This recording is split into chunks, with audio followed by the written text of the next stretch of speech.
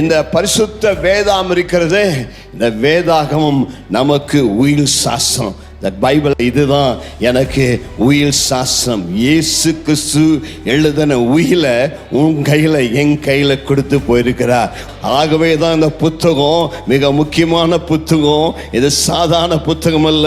இந்த புத்தகத்தில் இயேசு என் வாழ்விற்கு வர வேண்டிய எல்லா சுதந்திரங்களை, நன்மைகளை, ஆசீர்வாதங்களை எழுதி கொடுத்து இந்த புத்தகத்தில் இருக்கிறபடி, இந்த புத்தகத்தில் உனக்கு வாக்கு கொடுத்தபடி எல்லாவற்றையும் உனக்கு செய்வேன் என்று சொல்லி என்னுடைய சிலுவை மரணத்தினால நான் உனக்கு ஆணையிட்டு சொல்லுகிறேன் என்று சொல்லி இருக்கிறார். கர்த்தருக்கு மகிமை உண்டாவதாக.